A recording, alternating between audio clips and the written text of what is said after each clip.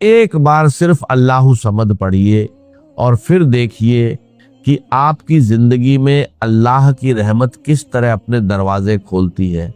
यकीन करें या न करें, सिर्फ एक बार अल्लाहु समद पढ़ने के बाद अचानक अल्लाह का एक बंदा आपकी मदद के लिए आएगा, 80 करोड़ देकर फौरन चला जाएगा। अब ये बात सुनकर शायद आपको यकीन न आए, लेकिन आज जो अमल मैं आपको बताने जा रहा हूं उसके बारे में मैंने अपनी आंखों से ऐसे वाकयात देखे हैं जिन्होंने मुझे भी हैरत में डाल दिया। बिस्मिल्लाहिर्रहमानिर्रहीम। मोहतरमा नाजरीन, मेरे दोस्तों, मेरे भाइयों और मेरी बहनों, आज तक मैंने अपनी जिंदगी में किसी वजीफे की जिम्मेदारी इस तरह नहीं ली कि मैं आपको साफ साफ कहूं कि मैं पूरी जिम्मेदारी देता हूं या इसकी गारंटी देता हूं। लेकिन आज जिस वजीफे और जिस अमल का जिक्र आपके सामने करने जा रहा हूं, उसे जिन लोगों ने अपनाया उनकी जिंदगी में फरीद तौर पर दौलत आई, और दौलत के आने का आंखों देखा गवाह मैं खुद हूं। मैंने अपनी आंखों से देखा है कि जिन लोगों को मैंने यह वजीफा और यह अमल बताया, उनकी जिंदगी में दौलत के रास्ते किस तरह खुलते चले गए। आज भी मेरे बहुत से भाई और बहन कहते हैं कि सारी जिंदगी हमने वजीफे पढ़े, बहुत से अमल किए, लेकिन आज नमाज फजर के बाद अल्लाह समद का ये वजीफा पढ़कर देख लेना। अगर किस्मत में दौलत की बारिश शुरू ना हो जाए तो फिर मुझे कहना, इंशाअल्लाह आप एक ही दिन में इसके नतीजे को महसूस करेंगे। लेकिन मेरे भाइयों और बहनों, यहाँ एक बात बहुत अहम है। जिस तरीके से मैं ये अमल आपको बताता हूँ, आप उसे पढ़ तो लेते हैं मगर दिल में पूरा यकीन नहीं रखते। यही वजह है कि बहुत से लोगों को अपने अमल का वह असर महसूस नहीं होता जिसका वे इंतजार कर रहे होते हैं, क्योंकि दिल के अंदर पहले से ही वसवसे होते हैं, शक होते हैं।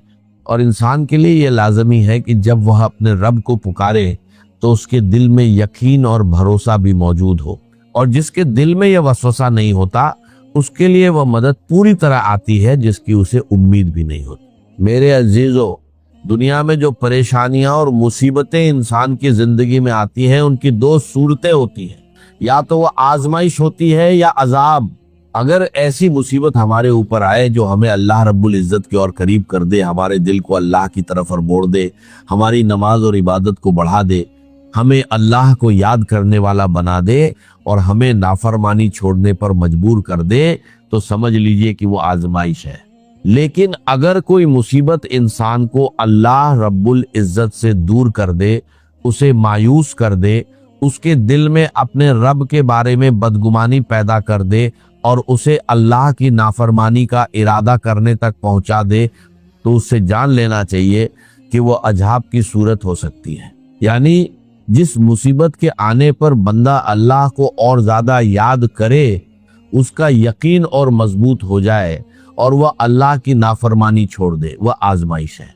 और अगर वही मुसीबत इंसान को अपने रब से मायूस कर दे और उसे नाफरमानी की तरफ ले जाए, तो उसे अपने हाल पर गौर करना चाहिए। आजमाइश इनाम में इजाफे का बीस है और अजाब इनाम से दूरी का सबब बन सकता है। अब आपको फैसला करना होगा कि आप अपनी मुसीबत को अपने लिए आजमाइश बनाते हैं या अजाब।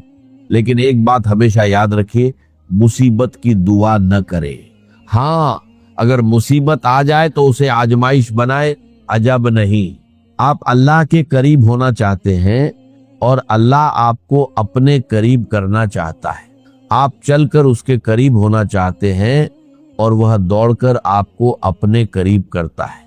मुसलमान अपने रब की अजमत और कुदरत को खूब पहचानता है। वह इस बात को भी खूब पहचानता है कि वही उसका रब है जिसने उसे पैदा किया, उसे रिज़्क दिया और उसकी हर जरूरत को पूरा किया। उसके सिवा उसका कोई परवरदिगार नहीं और वही उसका माबूदे बरहक है। उसके सिवा कोई माबूद नहीं। वह हर कमाल के साथ मुत्तसिफ है और हर कमी से पाक है। बस जब उसके दिल में अपने रब की मोहब्बत, उसके वकार और उसके जलाल का एहसास लेवरेज हो जाता है, तो वह अपने रब ताला के साथ अपने ताल्लुक को बेहतरीन अकमल और कमाल आदाब बजा लाने की सूरत में जाहिर करता है, जिसमें कुछ आदाब ये हैं कि मैं उसके हर अम्र की फरमाबरदारी करता हूँ और मैं नाफरमानी को छोड़ता हूँ और अल्लाह की जात पर किसी की जात को मुकद्दम नहीं करता, पर भरोसा करता हूँ और अपने ऊपर उसकी जारी नेमतों के सबब उसका शुक्र अदा करता हूँ। मैं अपने रब से मोहब्बत करता हूँ, उससे सवाब का उम्मीदवार रहता हूँ और उसके अजाब से डरता हूँ। और अपने रब से मेरी मोहब्बत की अलामत यह है कि उसके सवाब की लालच और अजाब का खौफ रखते हुए उसकी फरमाबरदारी बजा लाता हूँ। मैं उसके फैसलों पर राज्य होता हूँ और उससे अच्छा गुमान रखता हूँ।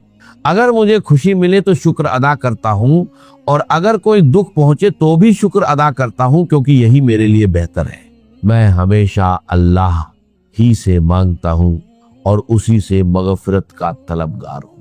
बस अल्लाह मेरी दुआ सुनने वाला है और वह करीब है, बेशक कबूल फरमाने वाला है। इरशाद, ए बारी ताला है और अल्लाह के दामन को मजबूती से थामे रखो, वही तुम्हारा मददगार है। बस वह कितना अच्छा कारसाज है और कितना अच्छा मददगार है। एक और जगह इरशाद है, और अल्लाह पर भरोसा जारी रखिए और अल्लाह ही कारसाज काफी है।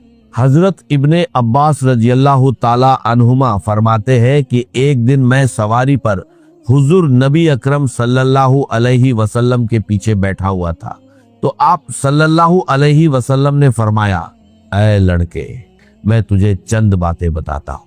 अल्लाह ताला को याद रख, वह तुझे महफूज रखेगा। अल्लाह ताला को याद रख, उसे अपने सामने पाएगा। जब मांगे तो अल्लाह ताला से मांग, मदद चाहे तो उसी से तलब कर, और जान ले कि अगर तमाम उम्मत तुझे कुछ नफा देने के लिए जमा हो जाए तो वह तुझे सिर्फ उतना ही नफा पहुंचा सकती है जो अल्लाह ताला ने तेरे लिए लिख दिया है। और अगर सब लोग तुझे नुकसान पहुंचाने पर इत्तेफाकर कर ले तो हरगिज नुकसान नहीं दे सकते मगर वही जो अल्लाह ताला ने तेरे लिए लिख दिया है। कलम उठा दिए गए और सहीफे खुश्क हो चुके। अल्लाह पाक की जात पर यकीन रखते हुए इस वजीफे को नमाज ए फज्र अदा करने के बाद पढ़ना शुरू कर दें। सिर्फ 30 से 40 सेकंड आपको इस वजीफे के लिए देने हैं। 1 मिनट का यह वजीफा पढ़ने से आप लोगों के नसीब बदल जाते हैं, आपकी किस्मत बदल जाती है। तो फिर आपको जरूर यह वजीफा पढ़ना चाहिए। अगर आपकी जिंदगी में मुश्किलें कम नहीं हो रही, परेशानियां खत्म नहीं हो रही और रास्ते बंद नजर आ रहे हैं तो आप लाजिमी यह वजीफा पढ़ें। फज्र की नमाज के बाद इसे पढ़ना है। अगर आप फज्र की नमाज मस्जिद में पढ़ते हैं तो वहीं बैठकर सलाम फेरने के बाद ये वजीफा पढ़ लें, और अगर घर में फज्र की नमाज अदा करते हैं तो घर में भी ये वजीफा पढ़ सकते हैं। जिस तरह आप अल्लाह ताला की याद में बैठते हैं उसी तरह सुकून और इत्मीनान के साथ बैठे रहें और यह अमल शुरू कर दें। जो अब मैं आपको बताने वाला हूं उसे बड़ी तवज्जो और पूरे ध्यान के साथ समझ लीजिए। जब आप जिक्र की हालत में बैठे तो अपनी आंखों को नीचे कर लें, अपनी निगाहें जमीन की तरफ रखें या अपने पांव और घुटनों की तरफ कर लें। आपकी निगाहें इधर उधर नहीं घूमनी चाहिए और किसी की तरफ नहीं देखना है। अब मैं आपको एक नायाब और खास वजीफा बताने वाला हूं। इसे दौलत को खींचने वाला अमल बताया जाता है। आप खुद देखेंगे कि आपके लिए रिज़्क़ के दरवाजे खुलने लगते हैं। इसलिए इस अमल की पूरी तरतीब को बड़ी तवज्जो से समझना जरूरी है। जहां तक ये वीडियो खत्म होती है वहां तक लाजिमी देखिएगा, वरना आपको ये अमल पूरी तरह समझ नहीं आएगा। अब सबसे पहले आपको औज़ु बिल्लाहि मिनश शैतानिर रजीम और बिस्मिल्लाहिर रहमानिर रहीम 1 मरतबा पढ़ना है। उसके फौरन बाद 1 मरतबा दुरूद ए पाक पढ़ लेना है। कोई सा भी दुरूद जो आपको याद हो वो पढ़ सकते हैं। अगर आपने फज्र की नमाज में दुरूद ए इब्राहिम पढ़ा है तो वही पढ़ ले। अगर वो याद नहीं तो कोई भी दुरूद ए पाक पढ़ सकते हैं।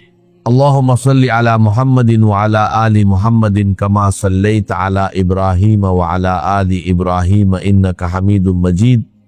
अल्लाहुम्मा बारिक अला मुहम्मदिन व अला आलि मुहम्मदिन कमा बारकत अला इब्राहीम व अला आलि इब्राहीम इन्नका हमीदुम मजीद।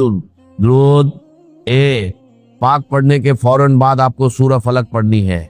अगर आपको सूरह फलक याद है तो ठीक, और अगर याद नहीं है तो देखकर अच्छी तरह पढ़ लीजिए। बिस्मिल्लाहिर रहमानिर रहीम कुल आऊदु बिरब्बिल फलक मिन शर्रि मा खलक। इस तरह 1 मरतबा सूरह फलक पढ़नी है। अब असल अमल शुरू होता है।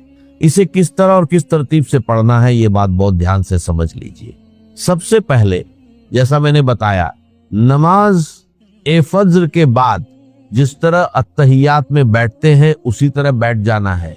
सलाम फेरने के बाद फौरन अपनी निगाहें नीचे कर लेनी है। एक